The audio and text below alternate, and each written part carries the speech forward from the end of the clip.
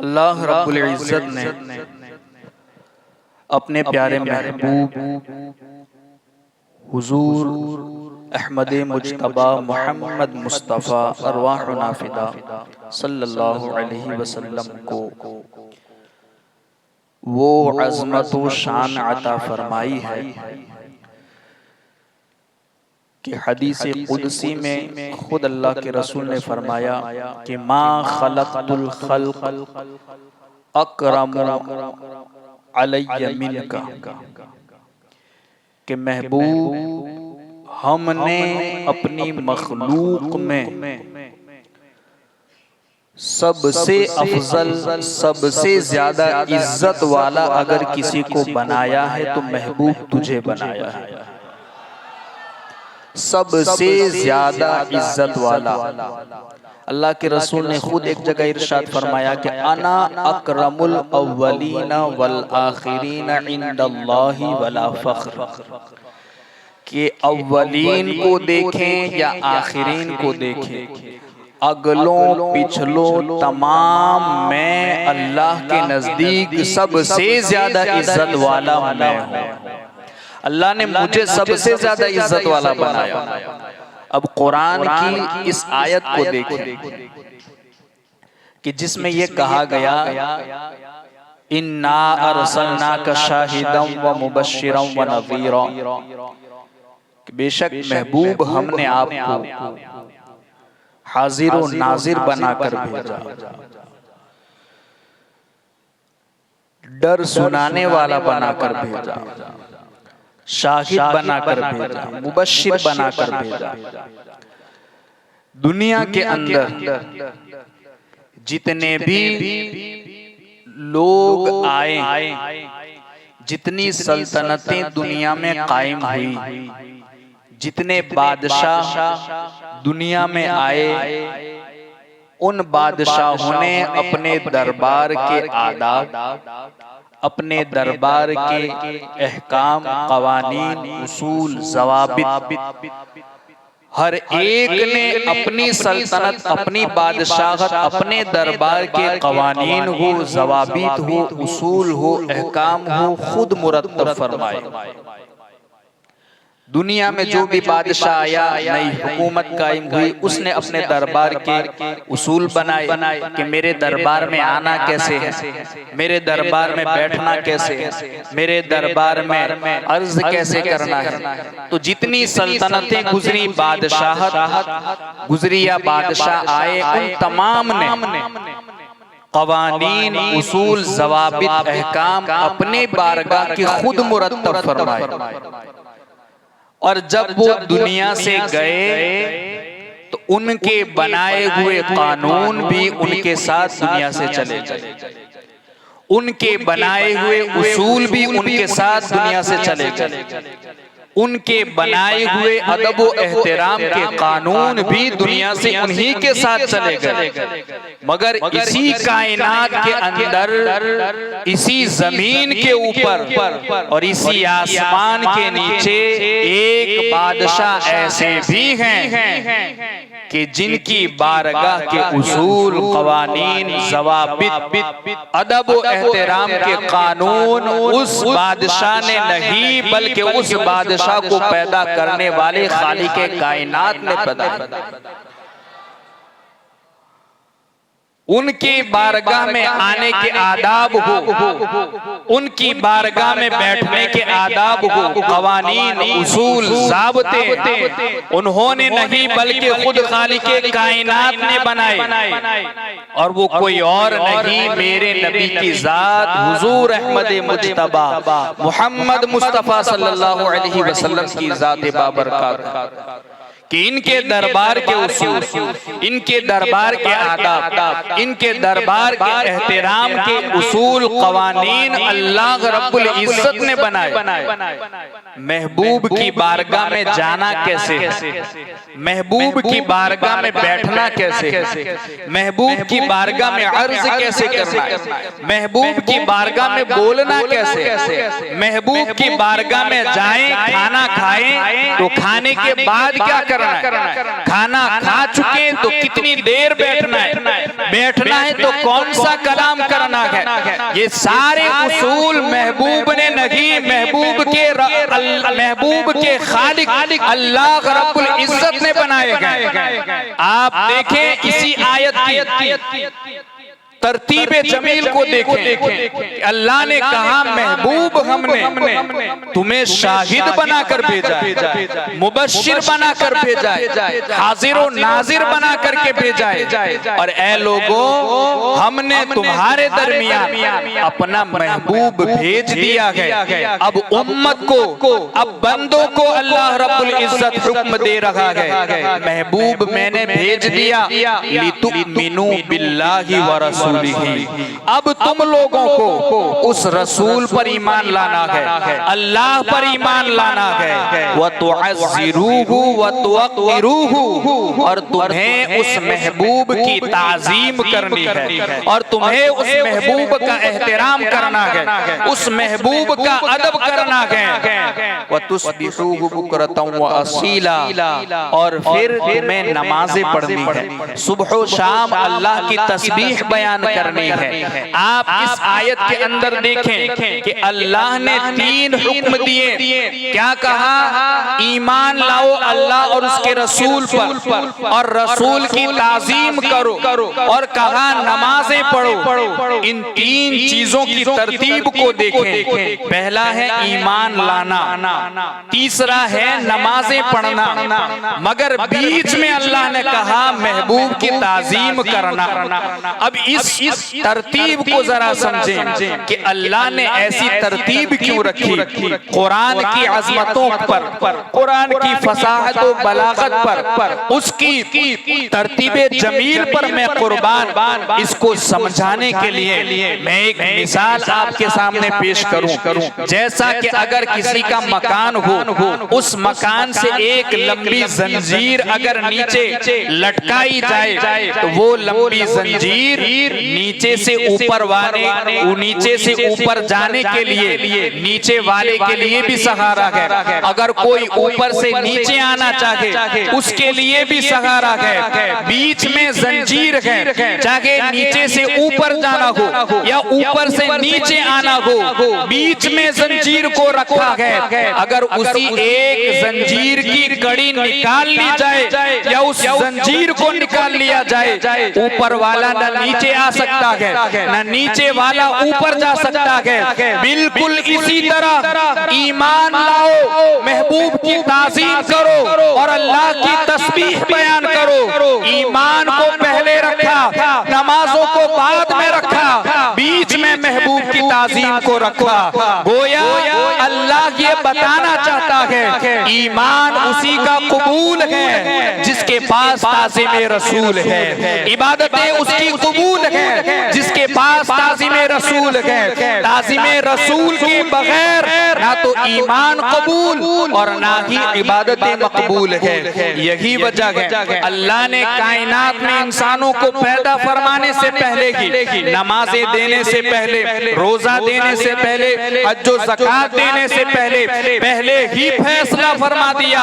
जब हजरत आदम अलैहिस्सलाम को अल्लाह ने पैदा फरमाया और उनकी पेशानी में अल्लाह ने हमारे नबी के नूर को रखा। जब नूर रखा गया उसके बाद अल्लाह ने फरिश्तों को हुक्म दिया फसजदू, कि आदम को सजदा करो।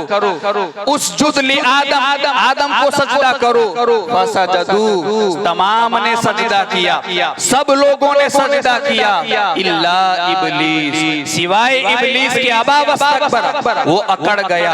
आप देखें हजरत आदम को सजदा करने का हुक्म क्यों दिया गया, बल्कि यहाँ बताया गया कान फी जबहतिही नूर मोहम्मद सल्लल्लाहु अलैहि वसल्लम। सजदे का हुक्म इसलिए दिया गया क्योंकि आदम अलैहिस्सलाम की पेशानी में नूरे मोहम्मदी जलवागर था, नूरे मोहम्मदी मौजूद था। उसकी ताज़ीम के लिए फरिश्तों को झुकाया गया, सजदे का हुक्म दिया। इल्ला इब्लीस, मगर इब्लीस नहीं झुका, उसने सजदा करने से इनकार कर दिया, अकड़ गया। अल्लाह रब्बुल इज्जत ने उससे कहा, मा मनाअका, तुझे किस चीज ने रोका, तुझे किस चीज ने मना किया। लेकिन सवाल ये पैदा होता है, पूछने वाला तो रब्बुल आलमीन है, पूछने वाला तो खालिके कायनात है, वो तो इस शान का मालिक अलीमुम बिदातिस सुदूर, दिलों में उठने वाले वसवसों को भी जानता है। वो आलिमुल गैबि व शहादा, उस शान का मालिक हर छुपी खुली चीज को जानने वाला, उसने आसमान बनाया, जमीन बनाया, जमीन के जर्रे जर्रे को जानने वाला, बल्कि उसकी कुदरत का आलम तो ये है, जमीन के अगर वो हिस्से जिनको दूरबीन के जरिए भी जिन जर्रात को नहीं देखा जा सकता, मेरा अल्लाह उन्हें भी जानता है, उनकी भी सुनता है और उन्हें भी मुलाहिजा फरमाता है। उसकी कुदरत कामिला का आलम तो ये है, वो फ़अालुन लिमा युरीद की शान का मालिक, वो इन्नल्लाह अला कुल्लि शैइन कदीर का मालिक, वो मालिक यौमिद्दीन वाला रब।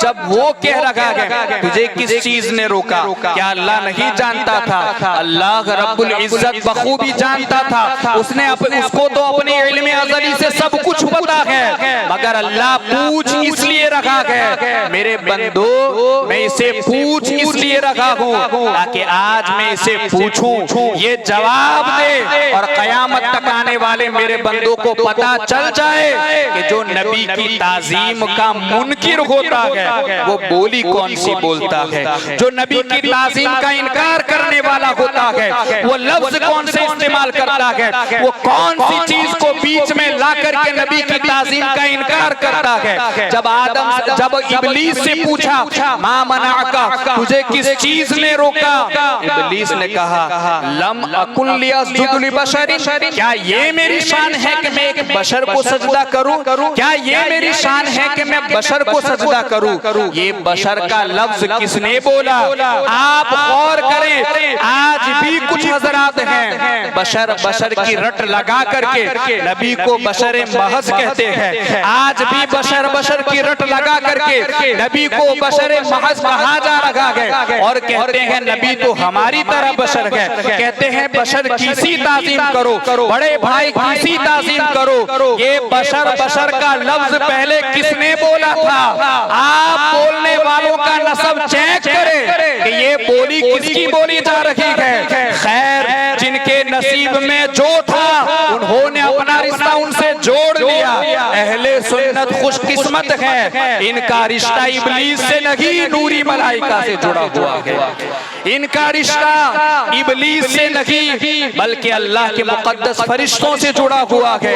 और आप देखें जब अल्लाह रब्बुल इज्जत ने सजदा करने का हुक्म दिया वो अकड़ गया, इनकार कर बैठा कि मैं बशर की एक बशर को सजदा करूं। आज भी हमारे सुन्नी बड़े भोले हैं, उन्हें फर्क नजर नहीं आता और कोई समझाता है फर्क बताता है तो उसे कहते हैं ये फितना परवर मौलवी है, ये फितनाबाजी फैलाता है, ये इधर उधर की बात करता है। यार वो कितनी नमाजें पढ़ते हैं, कैसे रोजे रखते हैं, कैसा लिबास पहनते हैं, कितने साफ सुथरे रहते हैं, इत्र में नहाए हुए वो ऐसे मलबूस इत्र में मुअत्तर रहते हैं। उनके बारे में ऐसी बातें,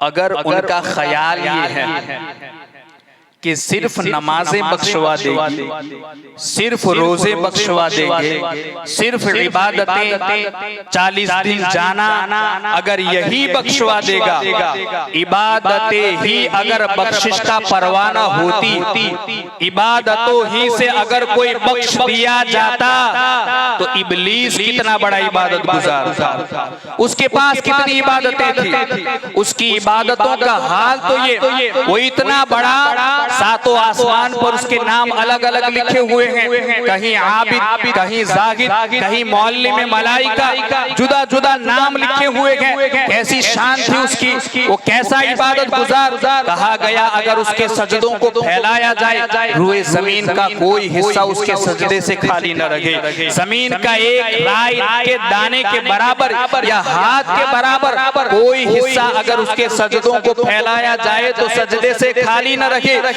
इतने ज्यादा सजदे करने वाला, हजारों साल इबादत करने वाला, सैकड़ों बरस रब को सजदा करने वाला, जब वो नबी की ताज़ीम का मुनकिर हुआ, उसे मरदूद कर दिया गया, तो 40 दिन जाने वाला कौन सी इबादतों पर इतरा रखा गया? 40 दिन जाने वाला कौन सी इबादतों पर इतरा रखा गया? पता क्या चला? इबादतें वही मकबूल हैं जिन इबादतों पर नबी की ताज़ीम की मोहर लगी होती है। जिन जब इबादतों पर नबी की ताज़ीम की मोहर नहीं होती, न ऐसी इबादतें मकबूल, न ऐसे रोजे मकबूल, न ऐसे 40 दिन में जाना मकबूल है। बगैर नबी की ताज़ीम के इबादतें भी मकबूल नहीं, रोजे भी मकबूल नहीं। मकबूल इबादतें वही हैं जिन इबादतों पर रसूल की ताज़ीम की मोहर लगी होती है। अज़ीज़ान मिल्लत इस्लामिया, अल्लाह रब्बुल इज़्ज़त ने अपने हबीब को वो शान अता फरमाई, कहा मा खलक़तुल खल्क़ अलैया मिनका महबूब, हमने अपनी तमाम मखलूक के अंदर सबसे अफजल अगर किसी को बनाया है, सबसे ज्यादा इज्जत वाला, सबसे ज्यादा एहतराम वाला अगर किसी को बनाया तो महबूब हमने तुझे बनाया है, महबूब हमने तुझे बनाया है। आप देखें एक रिवायत के मुताबिक, एक रिवायत है कि हजरत जाबिर रदी अल्लाह ताला अन्हु से मरवी है, फरमाते हैं कि फतह मक्का जब हुआ, मक्का जब फतेह हुआ और मुसलमान और हुजूर सहाबा जब मक्का में दाखिल हुए, तो खाने काबा के अंदर जो सहन वहां 360 बूत नस्ब किए हुए। ध्यान से सुनना, फतेह मक्का के बाद जब सहाबा और हुजूर मक्का में दाखिल हुए, तो खाने काबा में 360 बुत रखे हुए थे। अल्लाह के रसूल ने हुक्म दिया, तमाम बूतों को तोड़ तोड़ करके निकालो, कहीं लकड़ी के जरिए, कहीं लोहे के जरिए, उन्हें तोड़ तोड़ करके पत्थरों के जरिए चकनाचूर कर दिया गया। जो ऐन जौफे काबा है, जो 4 दीवारी वाला जो खाने काबा है, उसके अंदर भी कुछ बुत रखे हुए थे। अल्लाह के रसूल सल्लल्लाहु ताला अलैहि वसल्लम जब अंदर गए, दरवाजे से दाखिल हुए, तो अंदर देखा कि बहुत सारे बुत हैं, मगर उन बुतों की कतार में, सफ में 3 ऐसी तस्वीरें बनाई हुई हैं कि उन तस्वीरों को उन लोगों ने मंसूब किया था नबियों की तरफ, यानी तस्वीरें बनाई हुई थी। हालांकि हकीकत में उन तस्वीरों से जिनकी तरफ उन्हें मंसूब किया था, उन अंबिया से उनका कोई ताल्लुक नहीं था, न शक्ल सूरत के एतबार से, न उन मुजस्समों के एतबार से कोई ताल्लुक नहीं था, दूर दूर तक कोई ताल्लुक नहीं था। मगर बूतों की सफ में उन 3 तस्वीरें जो बनाई गई थी, एक का नाम हजरत इब्राहिम रखा था, एक का नाम हजरत इस्माइल रखा था, एक का नाम हजरत इसहाक रखा था। उन 3 तस्वीरों को नबियों की तरफ मंसूब किया था। हालांकि दूर दूर तक उन शक्लो सूरत का हकीकी अंबिया से कोई ताल्लुक नहीं था, दूर दूर का भी नहीं था। मगर जब अल्लाह के रसूल सल्लल्लाहु ताला अलैहि वसल्लम ने जहां तमाम बूतों को तोड़ने का हुक्म दिया, तोड़ते तोड़ते जब इन 3 तस्वीरों के पास आए, अल्लाह के रसूल ने दीगर बूतों की तरह इन्हें तोड़ने का हुक्म नहीं दिया, बल्कि ये कहा कि जाफरान लाया जाए। हालांकि ये बुत ही थे, हकीकी नबियों के साथ इनका कोई ताल्लुक नहीं, सिर्फ निस्बत की गई थी, सिर्फ मंसूब किया था नबियों की तरफ। तो अल्लाह के रसूल ने इस निस्बत का एहतराम करते हुए, नबियों का नहीं, नबियों की निस्बत का एहतराम करते हुए ये हुक्म दिया, इन्हें दूसरे बुतों की तरह न तोड़ा जाए, बल्कि जाफरान लाया जाए। जाफरान लाया गया और उनके मुंह पर, शक्लो सूरत पर उसे पोता गया। उस वक्त तक उसे लगाया गया जब तक कि उनकी शक्लो सूरत गायब न हो गई, उनकी हकीकत खत्म न हो गई। उसके बाद उनको वहां से निकाला गया। आप देखें इमामुल अंबिया, सैयदुल मुरसलीन, सैयदुल अंबिया, तमाम नबियों का सरदार, तमाम नबियों का इमाम, तमाम नबियों के इमामुल अंबिया, ये खुद एक निस्बत का जो कि बुत हैं, रखे भी बुतों की सफों में हैं, सिर्फ उनको निस्बत उनको मंसूब किया था नबियों की तरफ। तो इस निस्बत का एहतराम करते हुए अल्लाह के रसूल ने उनका एहतराम किया और उनको जाफरान से पोत करके निकाला, उनको बेअदबी के साथ तोड़ करके नहीं निकाला। जब इमामुल अंबिया एक निस्बत का एहतराम करते हुए उन्हें जाफरान लगा करके निकाले, तो वो खुद हजरत इब्राहिम का अदब व एहतराम क्या होगा, इस्माइल का अदब व एहतराम क्या होगा, इसहाक के अदब व एहतराम का आलम क्या होगा। जब इनके अदब व एहतराम को हम समझ नहीं सकते तो इन नबियों के इमामुल अंबिया के अदब व एहतराम का आलम क्या होगा। इमामुल अंबिया का अदब व एहतराम कितना होना चाहिए, उनकी ताज़ीम कैसी होनी चाहिए, उनका एहतराम कैसा होना चाहिए। आप अंदाजा लगाए, अल्लाह के रसूल सल्लल्लाहु ताला अलैहि वसल्लम ने सिर्फ निस्बत का एहतराम किया। और एक हदीस में तो ये है कि जो खाने काबा है यहाँ से मीलों दूर है, हजारों किलोमीटर दूर है, मगर सरकार ने इरशाद फरमाया, कंजुल उम्माल की हदीस पाक है, सरकार ने फरमाया कि खाने काबा का एहतराम कि जब भी तुम रफ़े हाजत के लिए बैठो, रफ़े हाजत के लिए उस वक्त खाने काबा की तरफ न तो पीठ करनी है न ही चेहरा करना है। गुसल खाने में भी ना तो उसकी तरफ पीठ करनी है ना चेहरा करना है। दूसरी हदीस के अंदर ये कहा गया, हजरत सुराका से रिवायत है, यहाँ वजह भी सरकार ने बयान फरमाई कि खाने काबा की तरफ रफ़े हाजत के वक्त ना तो पीठ करनी है ना चेहरा करना है। क्यों? उसके एहतराम के लिए, उसके अदब के लिए, उसकी ताज़ीम के लिए। तीसरी रिवायत में ये है कि जो अगर रफ़े हाजत के लिए बैठा और भूल से अगर उसका चेहरा खाने काबा की तरफ था या पीठ उस तरफ थी और उसे याद आ गया, अगर वो फौरन घूम जाए उसकी ताज़ीम के लिए, अगर वो फौरन घूम जाए उसके एहतराम के लिए, अल्लाह रब्बुल इज्जत जैसे ही वो घूमता है, अल्लाह रब्बुल इज्जत उसके तमाम गुनाहों को बख्श देता है। सिर्फ खाने काबा के एहतराम में वो घूमा, तो इस एहतराम करने की वजह से अल्लाह उसके तमाम गुनाहों को बख्श देता है। खाने काबा कहाँ है? यहाँ से सैकड़ों मील दूर है और खाने काबा से हुजूर अफजल है। कितने अफजल है? मैं सिर्फ एक बात बताऊं जो काजी अयाज ने लिखी अशिफा बितारीफी हुकूकिल मुस्तफा में कि अल्लाह के रसूल सल्लल्लाहु ताला अलैहि वसल्लम का मकाम क्या है। इस रुए जमीन पर सबसे अफजल जगह अगर कोई है तो वो हुदूद हरम है। जहाँ हुदूद है, हरम का दायरा है, उसमें भी सबसे अफजल जो जगह है वो शहर मक्का है। उसमें भी सबसे अफजल अगर कोई जगह है तो वो मस्जिद हराम है। उसमें भी सबसे अफजल अगर कोई जगह है तो वो मताफ है। ध्यान दें, हुदूद हरम पूरी रुए जमीन से उससे अफजल है शहर मक्का, उससे अफजल है मस्जिद हराम, उससे अफजल है मताफ जहां लोग तवाफ करते हैं, उससे भी अफजल है जो जौफे काबा है, जो चार दीवारी वाला खाने काबा है, वो उन तमाम से अफजल है। अब हजरत काजी अयाज क्या कहते हैं सुने। वो कहते हैं वो मट्टी जो मेरे नबी हुजूर सैयदुल मुरसलीन सल्लल्लाहु ताला अलैहि वसल्लम के जिस्मे अतहर से टच हो रही है। इन्नल अर्दल बिमुलासिका बिजसदि नबी सल्लल्लाहु ताला अलैहि वसल्लम अफजलु मिन कुल्ली शैइन हत्तल काबती वल अर्श।